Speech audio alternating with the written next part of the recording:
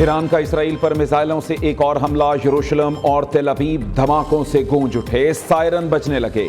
صہیونی حکام کی 4 عمارتوں پر میزائل لگنے کی تصدیق، کہا ایرانی حملوں میں مجموعی طور پر 14 اسرائیلی ہلاک، 380 سے زائد زخمی، متعدد افراد کی حالت نازک، ہلاکتوں کا خدشہ۔ ایران کے حملوں میں 22 مقامات متاثر ہوئے، کئی عمارتیں تباہ ہو گئیں۔ ادھر ایرانی میڈیا کے مطابق تازہ حملے میں بن گورین ایئرپورٹ کو میزائل لگا ہے۔ ایران نے بیلسٹک میزائلوں سے حیفا، اوفلا، ناصرت، گولان کی پہاڑیوں اور گلیل پر حملہ کیا۔ کیساریا میں اسرائیلی وزیر اعظم نیتن یاہو کے گھر اور حدیرہ پاور سٹیشن کو نشانہ بنایا گیا۔ حیفا میں اسرائیل کا ایک بڑا آئل ڈیپو حملے میں تباہ ہو گیا۔ ایران نے صوبہ البرز سے اسرائیلی خفیہ ایجنسی موساد کے مزید 2 ایجنٹس گرفتار کر لیے۔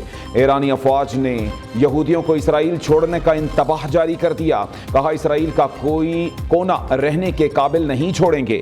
دوسری جانب اسرائیلی وزیر اعظم نیتن یاہو نے ایرانی میزائلوں سے تباہ شدہ علاقوں کا دورہ کیا، کہا اپنے مقاصد کے حصول کے لیے ایران پر بھرپور طاقت سے حملہ کریں گے۔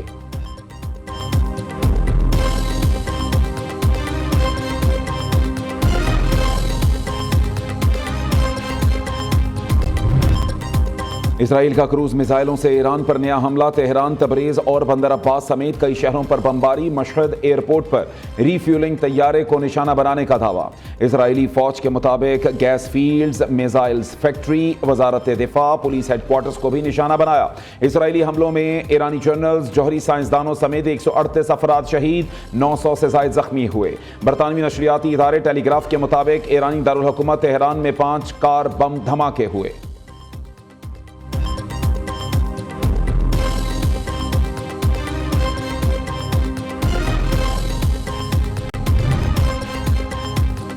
دارالحکومت اسرائیل کے حملوں میں امریکہ برابر کا شریک، اس کا خمیازہ بھگتنا ہوگا۔ امریکہ کی اسرائیلی حملوں کی پشت پناہی کے ثبوت موجود ہیں۔ ایران پر اسرائیلی حملہ امریکہ کی آشیرواد کے بغیر ناممکن تھا۔ ایرانی وزیر خارجہ عباس عراقچی کا کہنا ہے اسرائیل نے ایران کی جوہری تنصیبات پر حملہ کر کے ریڈ لائن کراس کی۔ دنیا کو اسرائیلی جوہریت کا نوٹس لینا چاہیے، اگر مجبور کیا گیا تو ایران جنگ کو دیگر ممالک تک بڑھا سکتا ہے۔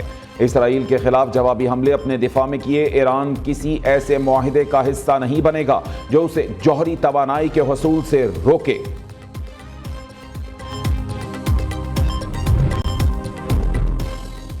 اسرائیلی حملے پر پہلے ایران سے گھٹنے ٹیکنے کی تکرار، امریکی صدر ٹرمپ نے کی دھمکیوں کی بھرمار۔ جب کیا ایران نے اسرائیل پر بھرپور وار، ٹرمپ نے لیا یو ٹرن، اسرائیل ایران جنگ سے کر دیا لا تعلقی کا اظہار۔ ایران اور اسرائیل کے درمیان ثالثی کی پیشکش بھی کر دی، ویسا ہی معاہدہ ہوگا جیسا بھارت اور پاکستان کے درمیان کرایا۔ شکوہ کیا میں بہت کچھ کرتا ہوں، مجھے کبھی کسی چیز کا کریڈٹ نہیں ملتا۔ امریکی صدر نے وضاحت دی ایران پر اسرائیلی حملے میں امریکہ کا کوئی کردار نہیں۔ امریکہ پر حملہ کیا تو اس کی افواج بھرپور جواب دیں گی، ایسا حملہ کریں گے جو پہلے کبھی نہیں دیکھا گیا ہوگا۔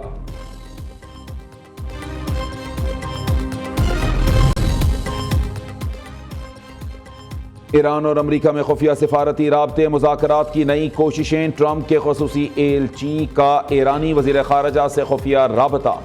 امریکی میڈیا کا دعویٰ، رپورٹ کے مطابق ایران نے اسرائیلی حملوں کا ذمہ دار امریکہ کو قرار دے کر مذاکرات سے انکار کر دیا۔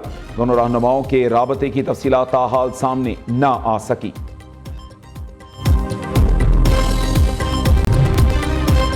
سعودی ولی عہد اور ایرانی صدر مسعود پزشکیان میں رابطہ، محمد بن سلمان کا ایرانی صدر سے تنازعات کے حل کے لیے طاقت کا استعمال نہ کرنے پر زور۔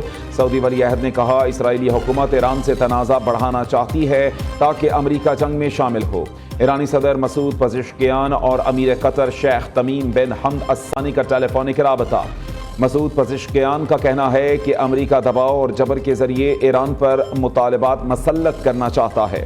امیر قطر نے اسرائیلی حملہ ایران کی خود مختاری عالمی قوانین کی خلاف ورزی قرار دیا۔ مسعود پزشکیان اور عراقی وزیر اعظم محمد شیع السودانی کا بھی ٹیلی فونک رابطہ۔ ایرانی صدر نے متنبع کیا اسرائیل کا عراقی فضائیہ حدود کا استعمال بھی جوہریت ہے، عراق اپنی فضائی حدود کا ایران کے خلاف استعمال روکے۔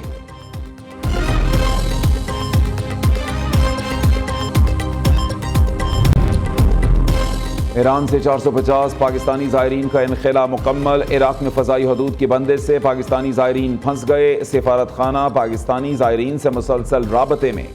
نائب وزیر اعظم و وزیر خارجہ اسحاق ڈار نے کہا پاکستانیوں کی حفاظت حکومت کی اولین ترجیح ہے۔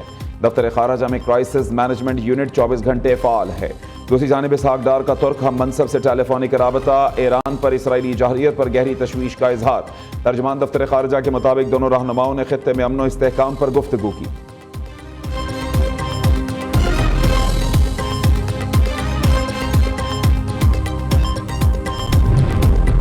بھارت اور اسرائیل کی سازشیں ناکام، پاکستان کو گرے لسٹ میں شامل نہیں کیا گیا، یہ پاکستان کی بہت بڑی فتح ہے۔ وزیر دفاع خواجہ آصف کا کہنا ہے کہ پاکستان FATF کی تمام ضرورتیں پوری کر چکا، پاکستان کا اب کسی بھی لسٹ میں رہنے کا کوئی جواز نہیں۔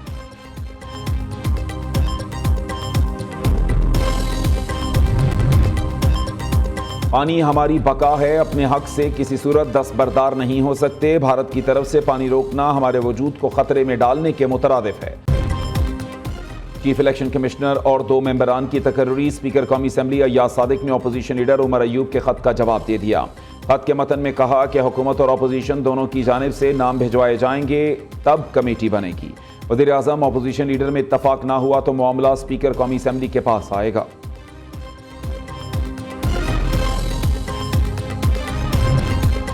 وزیر اعلیٰ پنجاب مریم نواز کا مزدوروں کے لیے شاندار اقدام۔ کارکنوں کے بچوں کو کامسیٹس یونیورسٹی کے ساتھ کیمپسز میں داخلہ دیا جائے گا۔ معذور اور فوت شدہ ورکرز کے بچوں کو بھی کامسیٹس یونیورسٹی میں مفت تعلیم دی جائے گی۔ طلباء و طالبات کی فیس حکومت پنجاب ادا کرے گی۔ وزیر اعلیٰ مریم نواز کہتی ہیں مزدور ہمارے سر کا تاج، تعلیم اور صحت سمیت ہر سہولت دیں گے۔ پنجاب میں اب کوئی بچہ تعلیم سے محروم نہیں رہے گا۔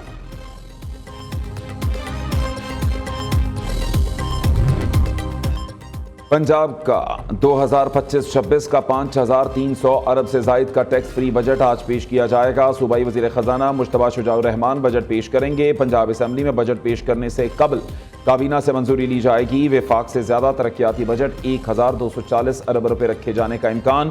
Maryam Nawaz social security, ration card, خود مختار پروگرام کے اجراء کا فیصلہ۔ خصوصی آبی پروجیکٹس کے لیے 20 ارب رکھنے کی تجویز۔ مسلم لیگ نون اور اتحادی اراکین اسمبلی کے حلقوں کے لیے 458 ارب 85 کروڑ 38 لاکھ مختص۔ محکمہ بلدیات کے لیے 49 ارب 87 کروڑ 74 لاکھ رکھے جائیں گے۔ Specialised health care and medical education کے لیے تقریباً 100 ارب رکھنے کی تجویز۔ لاہور میں عالمی معیار کے یلو لائن منصوبے کے لیے 80 ارب تجویز کیے گئے ہیں۔